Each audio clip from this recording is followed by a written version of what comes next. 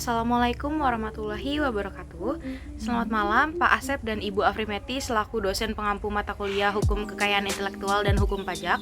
Sebelumnya, perkenalkan nama saya Eldina Nida Azlami dari kelas PPKNA 2020 dan di dalam video kali ini saya akan menjelaskan mengenai materi merek yang telah dipelajari oleh hari ini. Tanpa berlama-lama lagi langsung saja kepada yang pertama, sebelum kita mengenali merek terlebih dalam, kita akan kenali dulu pengertian merek. Merek merupakan salah satu ciri terpenting dari suatu produk, di mana merek produk dapat menambah nilai produk dan memberikan tanda kepada suatu produk.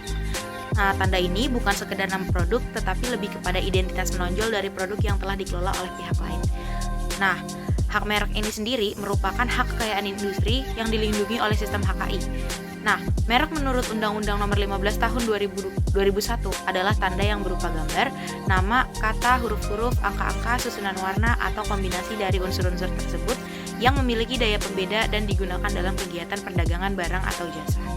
Selanjutnya kita masuk kepada dasar hukum merek, yang dimana dasar hukum ini telah diubah sebanyak 4 kali. Yang pertama yaitu Undang-Undang Nomor 19 Tahun 1992 tentang merek, lalu diubah lagi menjadi Undang-Undang Nomor 14 Tahun 1997 tentang pendaftaran merek, lalu diubah lagi menjadi Undang-Undang Nomor 15 Tahun 2001 tentang tata cara pengisian permohonan pendaftaran merek, dan yang terakhir Undang-Undang Nomor 20 Tahun 2016 tentang merek dan indikasi geografis. Selanjutnya kita masuk kepada ruang lingkup merek, dan ruang lingkup merek di sini ada 3, yaitu ada merek dagang, merek jasa, dan merek kolektif. Nah, merek dagang ini sendiri bertujuan untuk menjual produk berupa barang. Merek dagang adalah merek yang digunakan pada barang yang dijual oleh seseorang atau bersama orang, bersama-sama, atau badan hukum untuk membedakan dengan barang-barang sejenis lainnya. Contohnya seperti McDonald dan Honda. Lalu selanjutnya ada merek jasa. Nah, merek jasa ini berkaitan dengan produk berupa pelayanan jasa. Merek jasa adalah merek yang digunakan pada jasa yang diperdagangkan oleh seseorang atau beberapa orang secara bersama-sama atau badan hukum. Nah, yang membedakannya ini yang dijual itu hanya merek jasanya aja. Contohnya yaitu seperti jasa salon dan jasa bank dan lain-lain. Lalu yang ketiga ada merek kolektif. Merek kolektif ini disebut sebagai gabungan antara merek dagang dan jasa. Merek yang digunakan pada barang dan jasa dengan karakteristik yang sama mengenai sifat, ciri umum, mutu barang ataupun jasa, serta pengawasannya yang akan diperdagangkan oleh beberapa orang atau badan hukum secara bersama-sama untuk membedakan dengan barang atau jasa sejenis lainnya.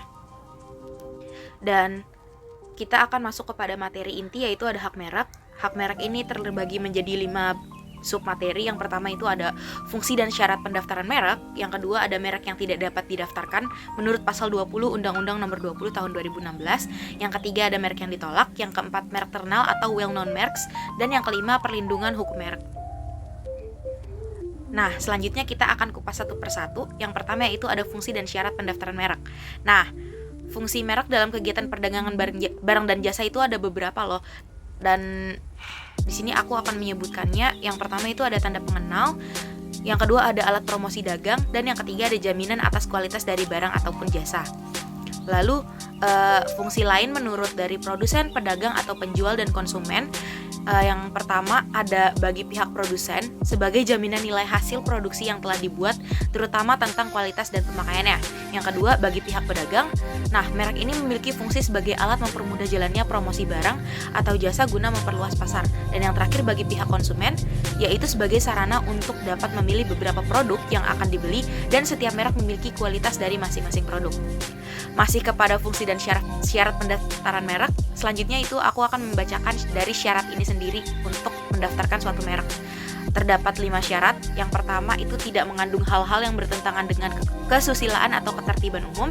Yang kedua bukan milik umum. Yang ketiga tidak memiliki kesamaan baik pada pokok atau keseluruhan dengan milik orang lain yang sudah terdaftar secara legal untuk barang maupun jasa yang sejenis yang termasuk ke dalam kelas atau barang dan jasa yang tidak sejenis. Yang keempat yaitu bukan hasil peniruan atau menyerupai nama, singkatan nama, lambang, logo, tanda, simbol, dan bendera dari negara atau lembaga nasional atau internasional, kecuali atas persetujuan tertulis dari pihak yang berwenang.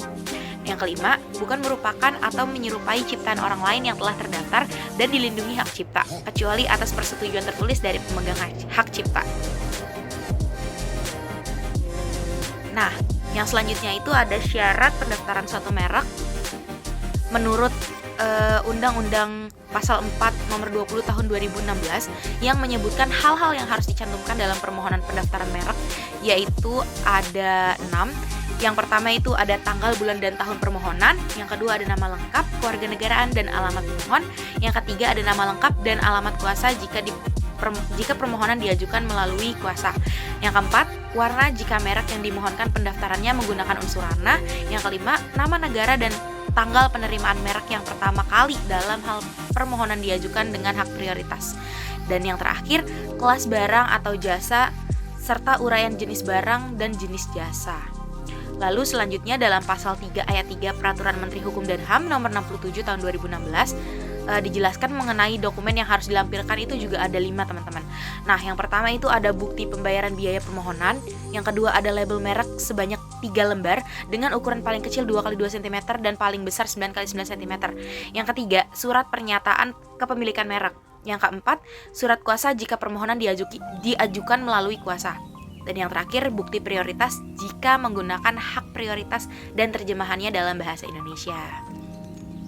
Nah, kita masuk kepada yang kedua, yaitu merek yang tidak dapat didaftarkan menurut Pasal 20 Undang-Undang Nomor 20 Tahun 2016. Nah, ada 6 nih ternyata, teman-teman. Yang pertama itu bertentangan dengan ideologi negara, peraturan perundang-undangan, moralitas agama, kesusilaan, dan ketertiban umum. Yang kedua yaitu sama dengan, berkaitan dengan, atau hanya menyebutkan barang atau jasa yang dimohonkan pendaftarannya. Yang ketiga, memuat unsur yang dapat menyesatkan masyarakat tentang asal, kualitas, jenis, ukuran, macam, dan tujuan penggunaan barang atau jasa yang dimohonkan pendaftarannya. Lalu yang keempat, memuat keterangan yang tidak sesuai dengan kualitas, manfaat, atau khasiat dari barang atau jasa yang diproduksi. Yang kelima, tidak memiliki daya pembeda. Dan yang keenam, merupakan nama umum atau lambang milik umum. Lalu yang ketiga, merek yang ditolak. Nah, merek yang ditolak ini juga ada 3 jenis nih, teman-teman. Yang pertama itu mempunyai persamaan pada pokok atau keseluruhannya dengan merek pilihan lain yang sudah terdaftar.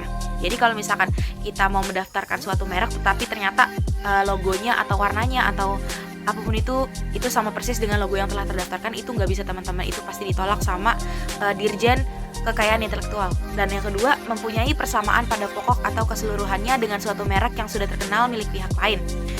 Dan yang ketiga, memiliki persamaan pada pokoknya atau keseluruhannya dengan indikasi geografis yang sudah terdaftar. Jadi teman-teman juga nggak bisa asal mendaftarkan merek.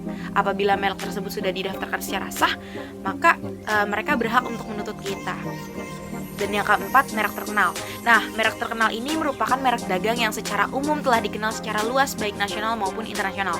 Merek terkenal ini memiliki tingkat reputasi yang sangat tinggi berdasarkan produk yang dihasilkan dan memiliki kekuatan untuk dapat menarik perhatian konsumen. Merek terkenal juga memiliki pengaruh yang besar diiringi dengan kualitas dan mutu dari barang yang dihasilkan bagi konsumen. Mengapa? Karena konsumen dapat mencari tahu dan mengenali bagaimana sih produk yang diciptakan dari pemilik merek. Jadi konsumen ini sendiri bisa loh mencari tahu gimana sih produk kita itu baik atau enggak ya dari merek ini sendiri. Dan yang terakhir itu ada perlindungan hukum merek. Nah, perlindungan hukum merek ini sangat penting banget bagi pemilik merek. Nah, merek yang memperoleh perlindungan adalah merek yang terdaftar di Dirjen Haki dan Devkumham.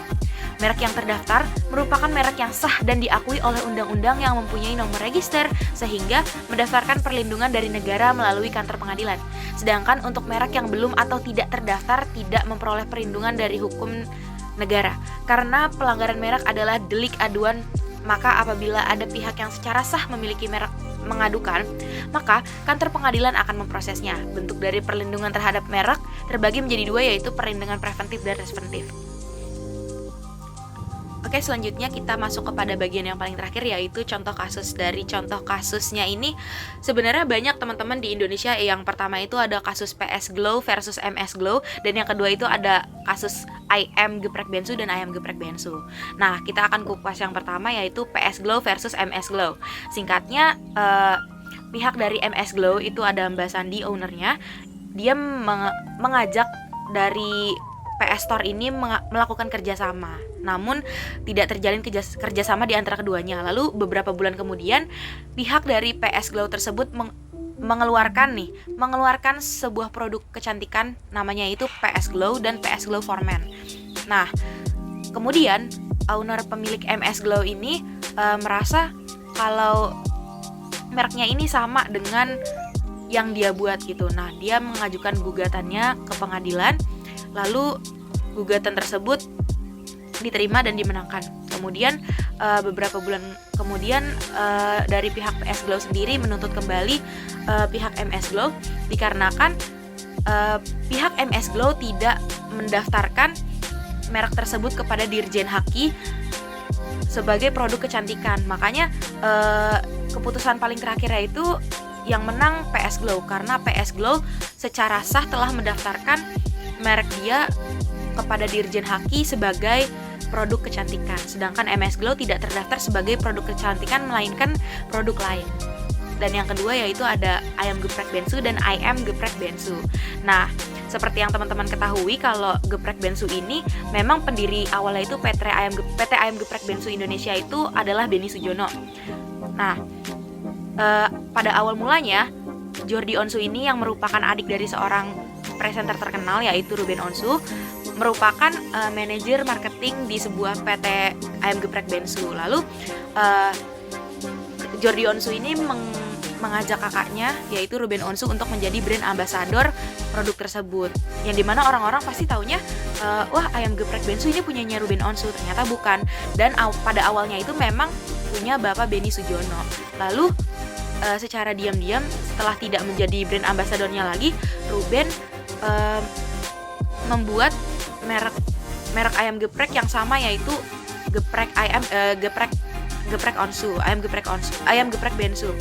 Nah, dengan mengajak karyawan yang telah resign dari PT Ayam Geprek Bensu punya Pak Benny Sujono. Lalu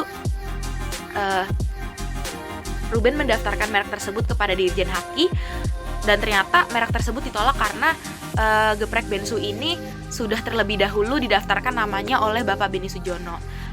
Akan tetapi Ruben merasa gimana ya, karena dia merasa itu namanya, jadi dia melayangkan gugatan lagi, yaitu untuk penghapusan merek dagang tersebut. Tetapi tidak bisa karena dari awal itu memang Pak Benny yang mendaftarkan merek dagang tersebut dan secara sah dan diakui oleh pihak Dirjen Pajak. Tetapi hasilnya yaitu yang membuat saya kecewa, merek dagang tersebut dihapuskan sampai sekarang dan masalahnya clear. Oke, baik, mungkin terima kasih. Itu semua adalah pemaparan dari hasil yang saya pelajari pada hari ini. Kurang lebihnya mohon maaf. Akhir kata, wabillahi taufik wal hidayah. Wassalamualaikum warahmatullahi wabarakatuh.